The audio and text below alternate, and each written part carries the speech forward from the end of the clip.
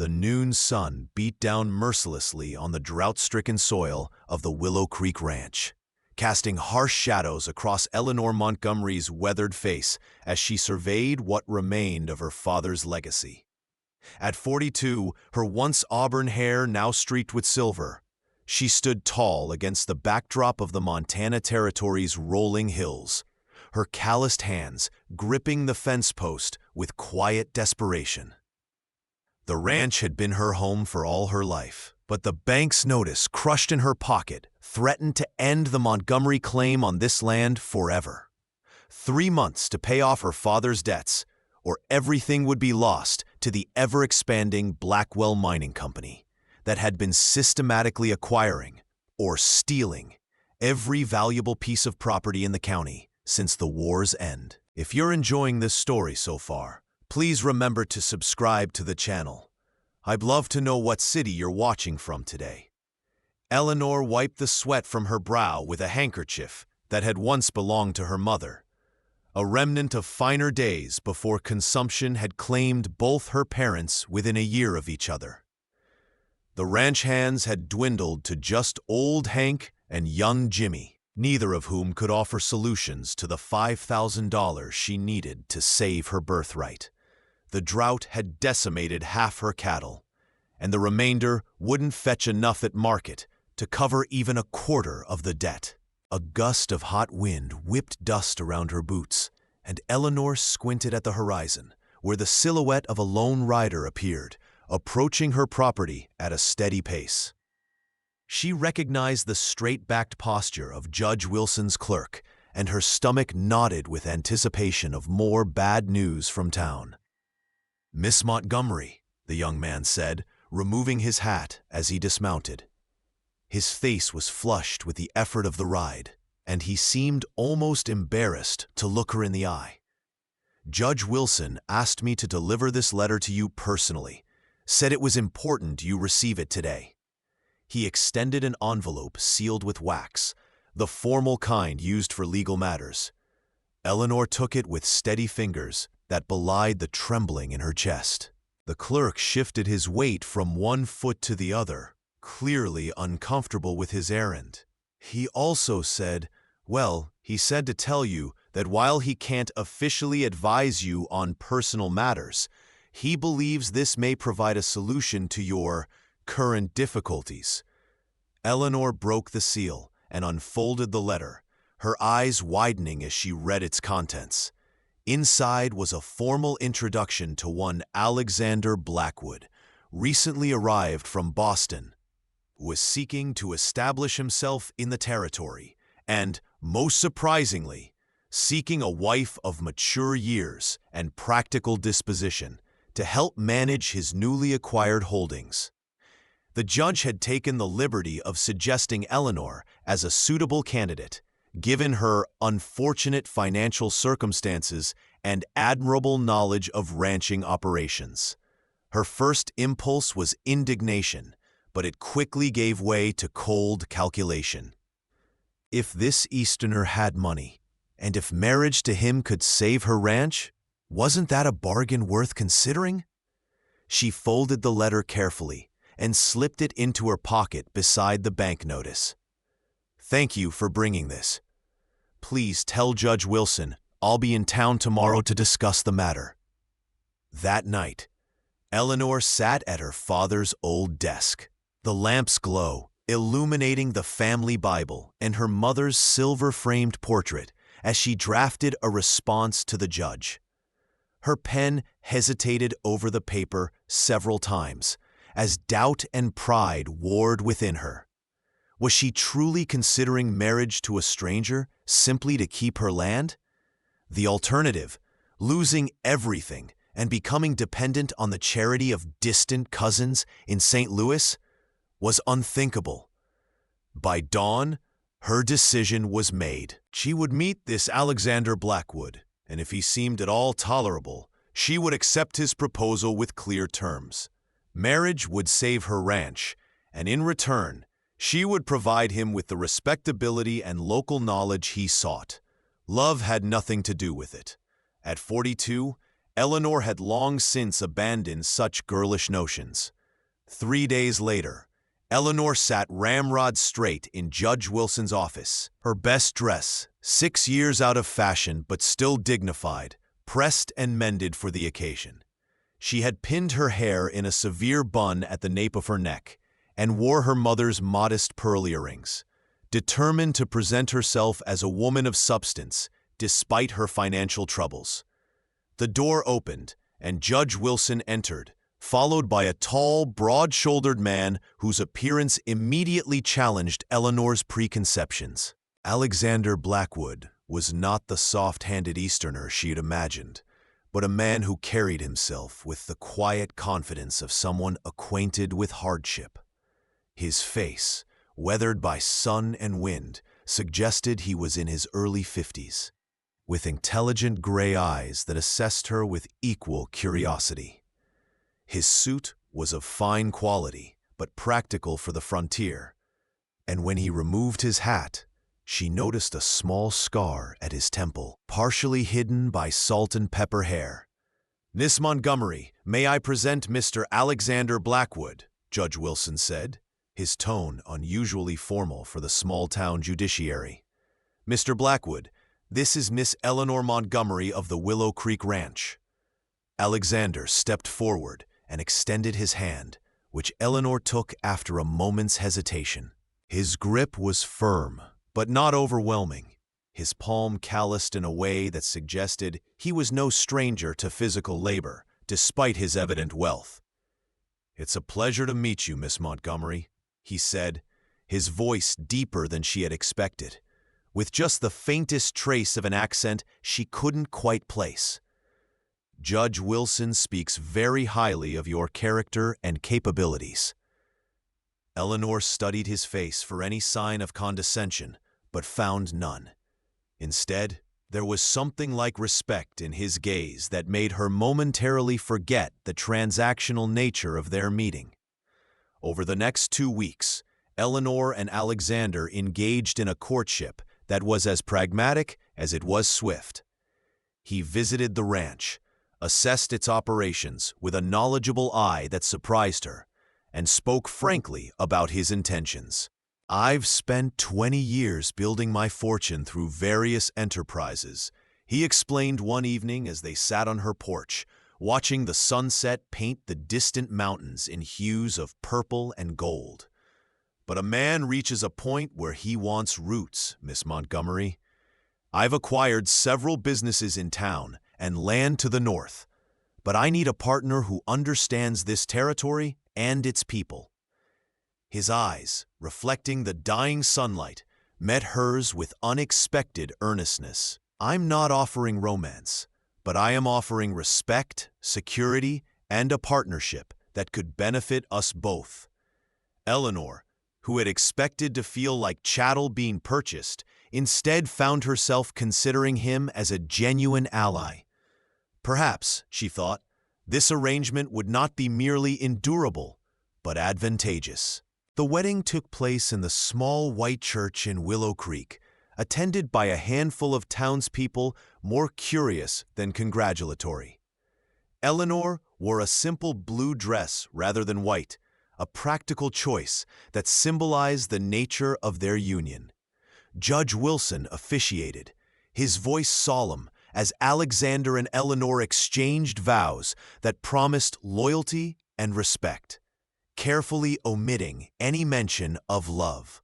When Alexander slipped a gold band onto her finger, surprisingly perfect in size, Eleanor felt a momentary vertigo, as though she stood at the edge of a precipice, unsure whether the ground below was solid or shifting sand. But when she looked up at his face, the steadiness she saw there calmed her racing heart. This was a business arrangement, nothing more, and she was determined to uphold her end with dignity and competence. Within days of the wedding, Alexander transferred funds to clear the bank debt completely, removing the shadow of foreclosure from Willow Creek Ranch. He moved into Eleanor's home with minimal disruption, bringing only 2 trunks of personal belongings and a remarkable ability to adapt to her established routines. They settled into a cordial coexistence, sharing meals and conversation, but retiring to separate bedrooms. Eleanor found him to be an unexpectedly considerate companion, attentive to her opinions regarding the ranch, and respectful of her authority with the workers. Yet there remained an inscrutability about him that occasionally made her uneasy. He received letters that he read in private, made monthly trips to Helena for business matters he never fully explained, and sometimes stood at the window for long periods, scanning the horizon as though expecting someone or something to appear. One evening, as a late summer thunderstorm rattled the windows, Eleanor entered the study to find Alexander examining an old map of the territory that had belonged to her father. His fingers traced a route along a river she knew well, and his expression was so absorbed that he didn't notice her presence immediately. When he looked up, there was a flicker of something in his eyes. Guilt? Concern? Before his usual composed demeanor returned. "Your father had quite an extensive knowledge of the region," he said, carefully refolding the map. "These markings of water sources would be invaluable for cattle drives." Eleanor nodded, but noted how he smoothly changed the subject to the approaching winter and the preparations needed for the herd.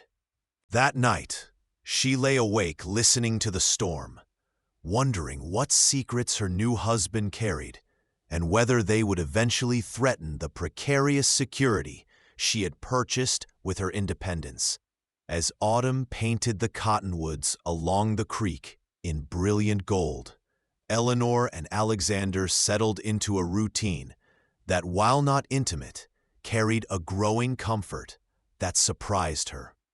They worked side by side during the days, his knowledge of cattle proving far more extensive than that of a mere businessman, and spent evenings in companionable discussion of books or local affairs. On her birthday in October, he presented her with a finely crafted saddle that perfectly fit her favorite mare, demonstrating an attention to detail that touched something long dormant within her. "How did you know?" she asked, running her hands over the tooled leather. Alexander's smile contained a warmth that had become increasingly common. "I pay attention, Eleanor. It's important to me that you're happy with our arrangement." The sincerity in his voice made her look away, suddenly aware of a shift in her feelings toward this marriage of convenience.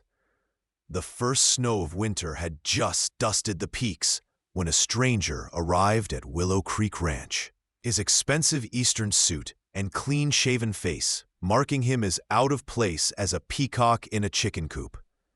Eleanor was checking supplies in the barn when she heard the approaching carriage, and she stepped out into the yard just as Alexander emerged from the house, his face draining of color at the sight of the visitor. "Eleanor," he said, his voice unnaturally tight, "please go inside." Something in his tone, a tension she had never heard before, made her bristle. "This is my home, Alexander. I'll not be dismissed from my own dooryard." The stranger's eyebrows rose as he descended from the carriage, his gaze moving between them with undisguised interest. "Mrs. Blackwood, I presume?" he said, removing his hat to reveal hair so fair it was almost white. "Or should I say, Mrs. Blackburn? I confess I'm a bit confused about the proper form of address, given the circumstances." The name hit Eleanor like a physical blow, and she instinctively looked to Alexander, whose jaw had tightened to granite. "Eleanor, please," he said. But this time it wasn't a command, but a plea. The stranger smiled, a cold expression that never reached his pale blue eyes. "Allow me to introduce myself. Jonathan Whitcomb, attorney at law, representing the interests of Mrs. Catherine Blackburn of Boston, Massachusetts." He reached into his coat and withdrew an envelope bearing an official seal. "Your wife, Mr. Blackburn, is most distressed by reports of your second marriage and has instructed me to deliver this summons for bigamy charges, along with a civil suit for abandonment and theft of family assets. The world seemed to tilt beneath Eleanor's feet as the implications crashed over her. Alexander, or whatever his name truly was already married. Their wedding had been a fraud, the security he'd provided built on quicksand. Rage and humiliation warred within her, but years of frontier hardship had taught her to keep her composure in crisis. "I believe," she said, her voice steady despite the chaos in her mind, "that we should continue this discussion inside, Mr. Whitcomb. The Montana winter is no place for Eastern constitutions." Once seated in her parlor, Eleanor maintained a rigidly controlled facade as Jonathan Whitcomb laid out the sordid details of her husband's deception. Alexander Blackburn, it seemed, had been a successful shipping merchant in Boston until financial reversals 3 years prior had led him to liquidate assets without his wife's knowledge and flee west with a substantial sum. "Blackburn has been searching for her husband and her money ever since," Whitcomb explained, his tone suggesting he found the situation distastefully melodramatic. "It was only when Mr. Blackburn began establishing businesses in Helena under the name Blackwood that we were finally able to trace him." Throughout this revelation, Alexander, or Blackburn, sat in stony silence, his eyes fixed on Eleanor with an expression that mingled shame with something that might have been genuine regret. When Whitcomb excused himself to retrieve additional documents from his carriage, Eleanor finally turned to the man she had married. "Was any of it real?" she asked, her voice barely above a whisper. "Or was I simply another asset to be acquired in your reinvention?" Alexander leaned forward, his hands clasped so tightly his knuckles whitened. "The name was false, and I won't deny I came west to escape my past," he said, each word measured as though weighted with the cost of truth.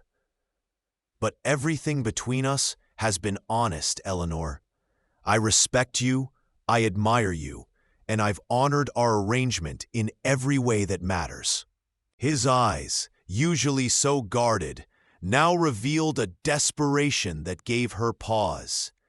"Catherine and I have been estranged for 15 years, married in name only. The money I took was earned by my labor, not hers. I left her the house, the social standing, everything she truly valued." Eleanor stood abruptly, needing distance from the intensity of his gaze. "You made me party to a crime, Alexander, or whatever I should call you. You've placed my ranch, my reputation, everything I value at risk. How can you possibly justify that?"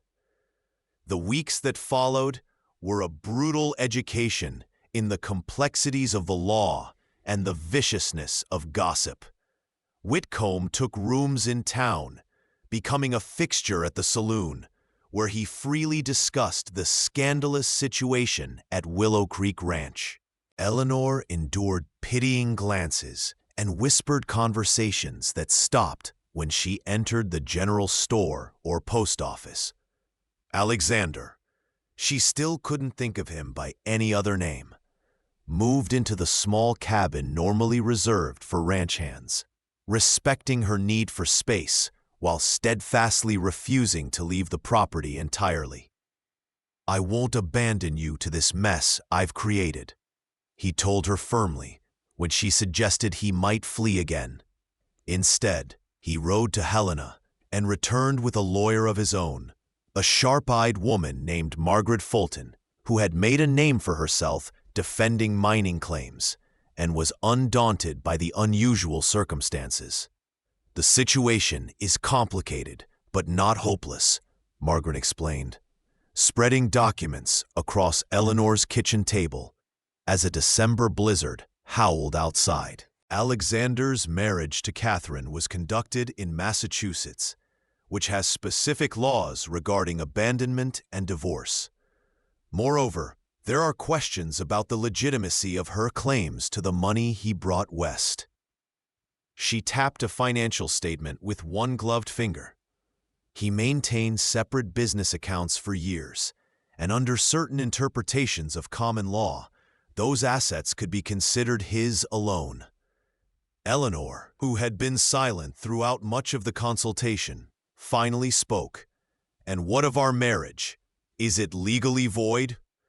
Margaret's expression softened slightly. "Technically, yes. But there's an argument to be made for innocent party protection, especially given that Alexander used the funds to save your property from foreclosure, rather than for personal enrichment." As Margaret outlined possible strategies for their defense, Eleanor found her attention drawn to Alexander, who stood by the window, watching the snow with uncharacteristic stillness. She recognized something in his posture, the rigid control of someone holding themselves together through sheer force of will. It struck her then that he stood to lose far more than she in this legal battle. If Whitcomb prevailed, Alexander faced prison for bigamy and financial ruin. Yet he had not run, had not abandoned her to face the scandal alone. Whatever his initial deception, his actions since Whitcomb's arrival suggested a man determined to make amends, to protect her even at great personal cost. The realization did not erase her anger or sense of betrayal, but it complicated her feelings in ways she was not yet ready to examine too closely. The first court hearing was set for early January, requiring a treacherous journey through snowbound passes to reach the territorial courthouse in Helena. Eleanor and Alexander traveled in strained silence, the weight of impending public humiliation hanging between them like an invisible barrier. They took rooms at separate ends of the hotel, a pragmatic decision given the circumstances, but Eleanor found herself unable to sleep, pacing her small room as she rehearsed answers to the invasive questions she would likely face. A soft knock at her door past midnight startled her. When she opened it, Alexander stood in the hallway, his expression grave. "I couldn't sleep knowing you're facing this ordeal because of my actions," he said quietly. "I've prepared a signed confession and a deed transferring all my assets to you. If you present these to Margaret in the morning, you can distance yourself from me entirely. Tell the court you were an innocent victim, that I deceived you completely. It's the truth, after all." Eleanor stared at the documents he extended, the magnitude of his offer slowly dawning on her. He was offering himself as sacrifice to preserve her reputation and secure her ranch. "This would mean prison for you," she said, making no move to take the papers. Alexander nodded, the lamplight from her room casting deep shadows across the lines of his face. "A fair price for the damage I've caused." Something shifted in Eleanor's chest. Not forgiveness, exactly, but a recognition of the complex man before her, so different from the calculating deceiver she had imagined in her darkest moments since Whitcomb's arrival. "I need to think," she said finally, taking the documents but not yet committing to their use. After he left, she sat by the window watching snow fall on the sleeping city, wondering when exactly the man she had married for convenience had become someone whose fate mattered to her so deeply. The territorial courthouse loomed cold and imposing in the morning light, as Eleanor and Alexander arrived separately, as agreed. Margaret met them at the entrance, her expression revealing nothing, as Eleanor handed her the confession Alexander had prepared. "Are you certain you don't want to use these?" the lawyer asked quietly. Eleanor watched Alexander remove his hat before entering the building, his back straight despite the burden he carried. "I'm certain," she replied, surprising herself with the steadiness in her voice. "We'll face this together and let truth have its day in court." Inside, the courtroom was already crowded with spectators drawn by the salacious nature of the case. Whitcomb sat with a smug confidence beside a woman whose expensive fur-trimmed coat and rigid posture proclaimed her identity before introductions were made. Catherine Blackburn had traveled west herself, apparently unwilling to leave her husband's prosecution in the hands of surrogates. Judge Harmon, a severe man with a reputation for strict interpretations of the law, called the court to order with a bang of his gavel that silenced the murmuring crowd. Whitcomb rose to present the case against Alexander, his theatrical delivery clearly designed to play to the audience as much as to the judge. "Your Honor, the facts are unambiguous. Alexander Blackburn abandoned his legal wife of 20 years, absconded with family funds, and committed the grave sin of bigamy by marrying Miss Montgomery under false pretenses. We seek his immediate imprisonment, the return of all stolen assets, and punitive damages for the emotional suffering inflicted upon Mrs. Catherine Blackburn." Eleanor felt rather than saw Alexander tense beside her, and she fought the unexpected impulse to reach for his hand. Instead, she focused on Catherine, whose expression as she regarded her husband contained something that struck Eleanor as closer to possessive fury than wounded affection. Margaret rose next, her approach methodical, where Whitcomb had been dramatic. "Your Honor, while we do not dispute that Mr. Blackburn was legally married when he wed Miss Montgomery, we contest virtually every other aspect of Mr. Whitcomb's characterization." She proceeded to present documentation of the separate business accounts Alexander had maintained for over a decade.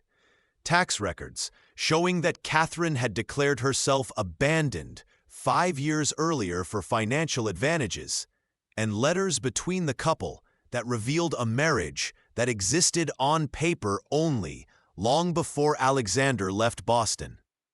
Furthermore, Margaret continued, producing a document that caused Whitcomb to half-rise in protest.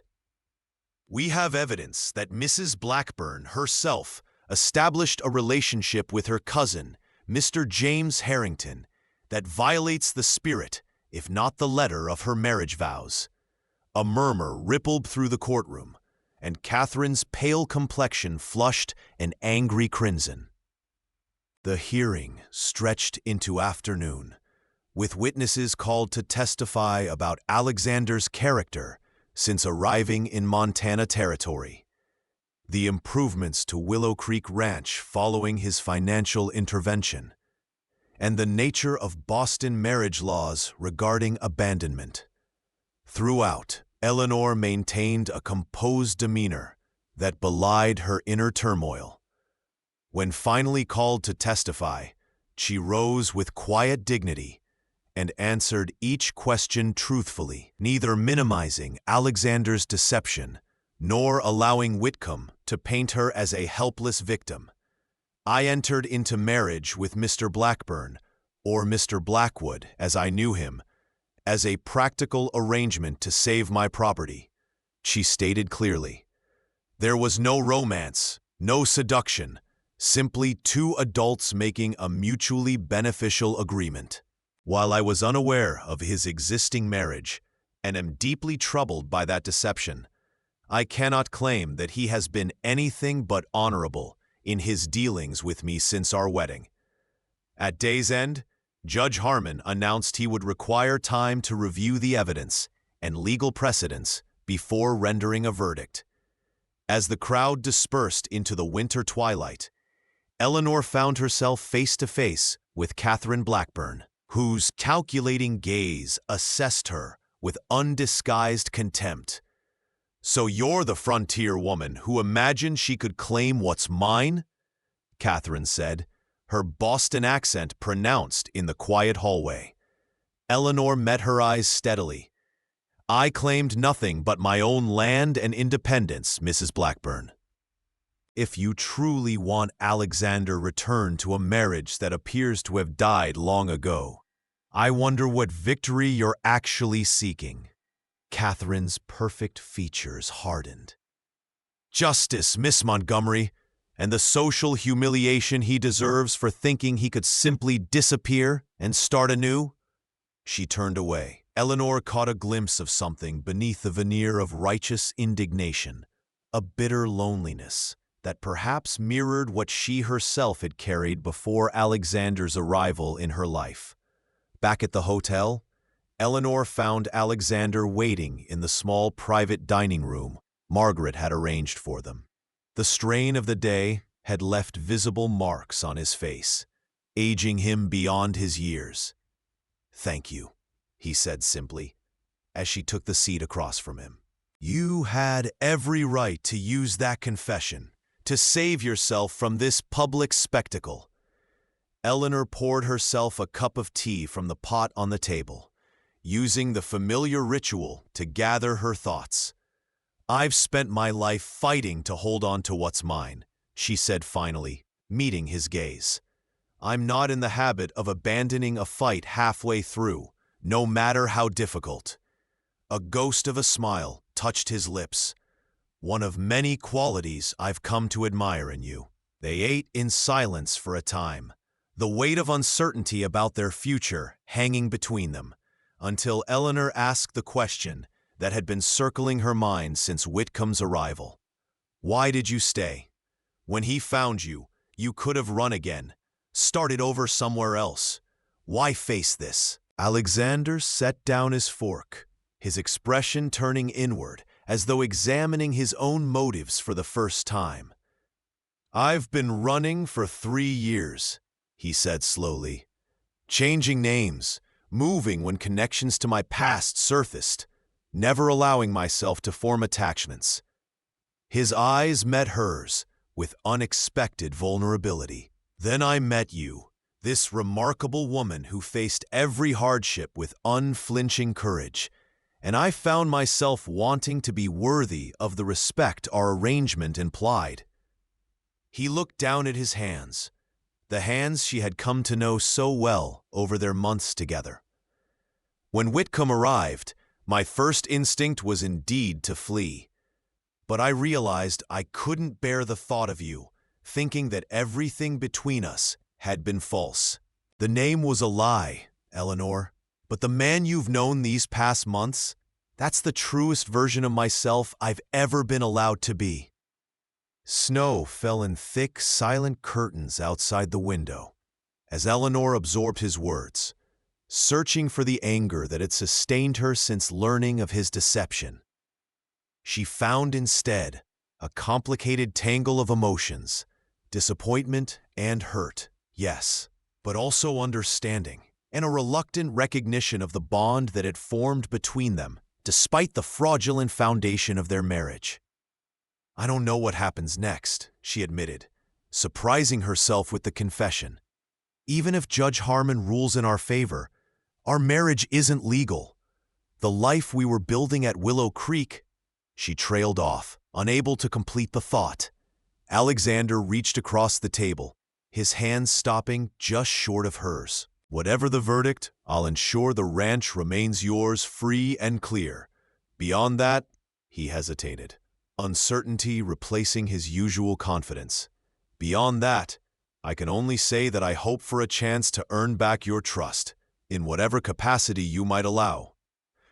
The verdict came 3 days later, delivered in Judge Harmon's chambers, rather than the public courtroom, a small mercy for which Eleanor was grateful. The judge's expression gave nothing away as Margaret, Whitcomb, and both parties assembled before his massive oak desk. "This case presents unusual circumstances that test the boundaries of territorial law," he began, adjusting his spectacles. "After careful consideration of the evidence and relevant legal precedents, I have reached the following conclusions." He looked directly at Catherine. "Mrs. Blackburn, While your marriage to the defendant remains legally valid, your claim of financial theft is not supported by the documentation presented. The business accounts in question were maintained separately from family finances for over a decade, with your apparent knowledge and consent as evidenced by tax filings bearing your signature. Whitcomb began to protest, but Judge Harmon silenced him with a raised hand. As to the charge of bigamy against Mr. Blackburn, the law is clear. A second marriage entered into while a first remains valid constitutes a criminal offense. Eleanor felt her heart sink, even as Alexander straightened beside her, clearly prepared to accept the consequences. However, the judge continued, this court finds that Miss Montgomery entered into this arrangement without knowledge of the existing marriage, and as such, is an innocent party deserving of protection. He shuffled through the papers before him, extracting a document that he passed to Margaret. I am therefore issuing the following ruling.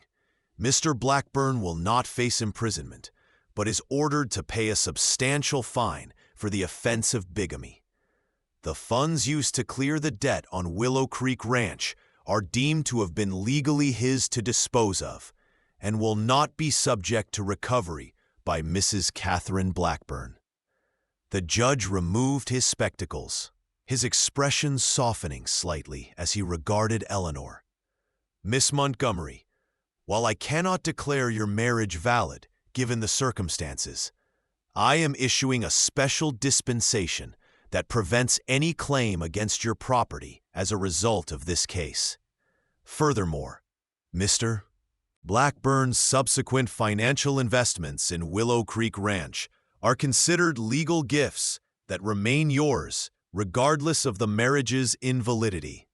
Catherine rose abruptly, her face contorted with fury. But before she could speak, Judge Harmon delivered his final pronouncement. Mrs. Blackburn, you may pursue divorce proceedings based on abandonment if you wish. But this court advises a clean severance of ties rather than prolonged legal battles that benefit no one but the attorneys involved. This matter is concluded. The journey back to Willow Creek Ranch was undertaken in conditions that matched the uncertain terrain of Eleanor and Alexander's relationship. Snowdrifts obscuring familiar landmarks, moments of treacherous clarity, followed by blinding squalls of complexity. They spoke little, each absorbed in private consideration of Judge Harmon's verdict and what it meant for their future. The charges had been resolved with relative leniency, the ranch was secure, and yet the foundation upon which they had built their partnership had been irrevocably altered. As the familiar outline of the ranch house appeared through the swirling snow, Eleanor felt a surprising sense of homecoming at the sight of Alexander's silhouette against the landscape he had helped preserve. Whatever came next, she realized, would be a choice rather than a necessity, a beginning based on truth rather than convenience or deception.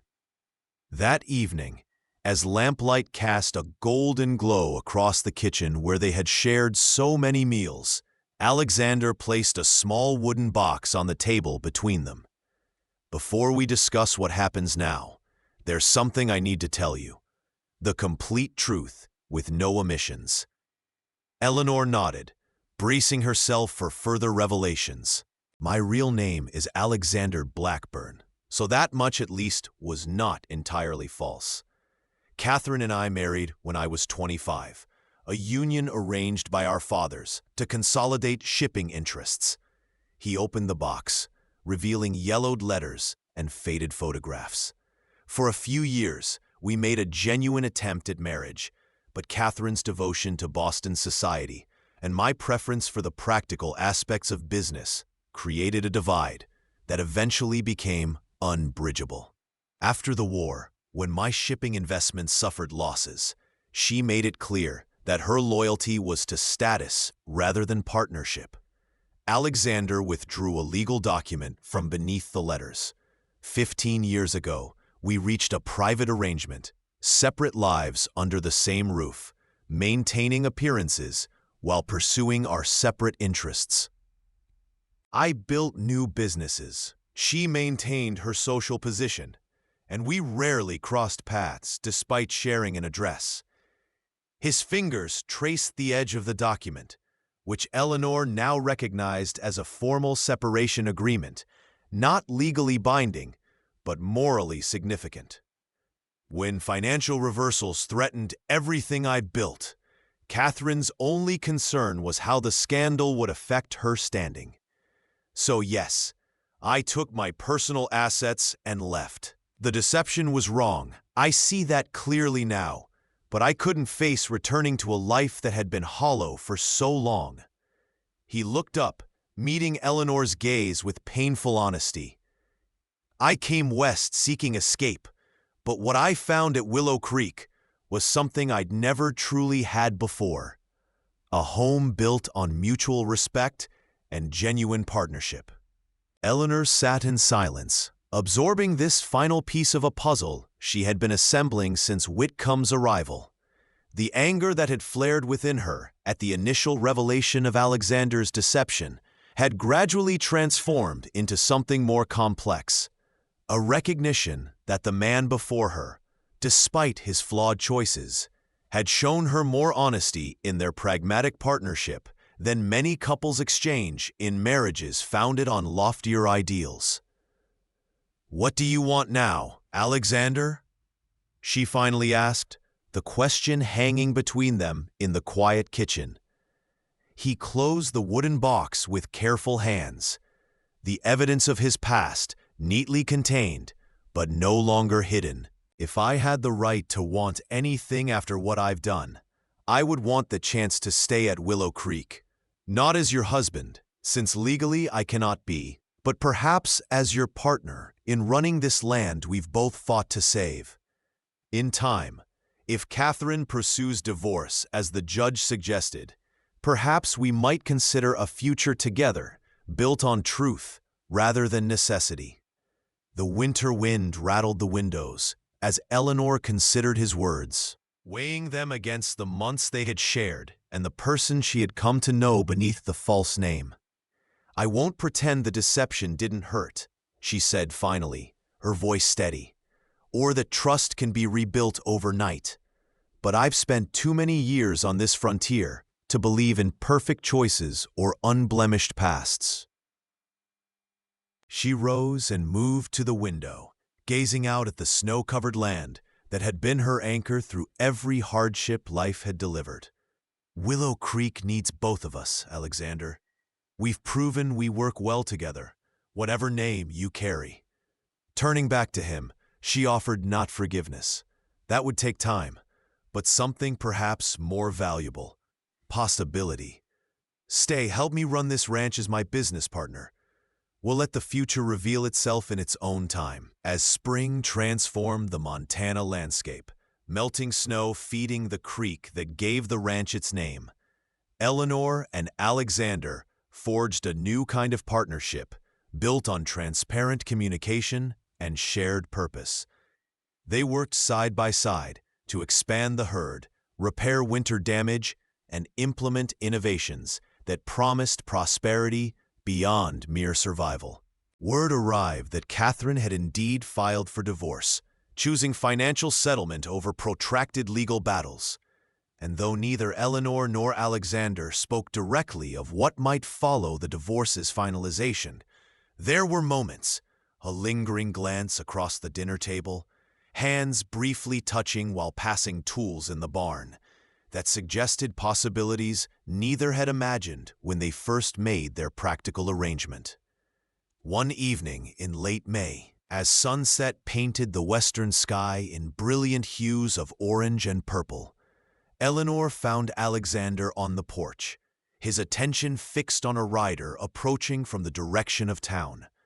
"Telegram from Helena," the young messenger announced, extending an envelope after dismounting. Alexander thanked him, offered refreshment for his return journey, and then turned to Eleanor with an expression that mingled hope with uncertainty. "It's from Margaret," he said, breaking the seal. "The divorce is final. Catherine has remarried her cousin James Harrington as suspected." He folded the telegram carefully, looking out over the land they had preserved together. "I find I don't feel anything but relief." Eleanor nodded, understanding completely. Some endings were truly beginnings in disguise, painful in the moment, but ultimately liberating. They stood in companionable silence as twilight deepened around them, the ranch settling into evening rhythms that had become the heartbeat of their shared life. "Eleanor," Alexander said finally, turning to face her fully, "I know we agreed to take things slowly, to build trust before considering any deeper connection. But I want you to know that these months as your partner have been the most honest and fulfilling of my life." He reached for her hand, his touch questioning rather than presuming. "I don't expect or ask for anything more than what you're willing to give. I just wanted you to know that whatever comes next, I am exactly where I want to be." Eleanor looked at their joined hands, then up at the face that had become so dear to her despite everything, or perhaps because of it. Their beginning had been rooted in necessity and marred by deception, but what had grown from that imperfect soil was something genuine and strong, like the Montana wildflowers that somehow thrived in the harsh landscape around them. "I believe," Eleanor said, her voice soft but certain, "that sometimes life gives us second chances in unexpected packages. What matters isn't how the story begins, but the truth we discover along the way." She stepped closer, the distance between them closing both physically and emotionally. "Stay, Alexander, not as my business partner, but as the man I've come to know and trust, the man I might someday choose to marry for reasons that have nothing to do with land or convenience." As night settled over Willow Creek Ranch, Eleanor Montgomery and Alexander Blackburn stood together on the porch of the home they had both fought to save, their silhouettes merging into one against the backdrop of the vast Montana sky. The land that had initially been their only common ground had become the foundation for something neither had been seeking, but both had ultimately found. A partnership of equals, built not on necessity, but on choice, not on convenience, but on understanding, and perhaps, in time, on love. If you like this story, please like this video, subscribe to the channel, and share your impressions of this story in the comments. To listen to the next story, click on the box on the left.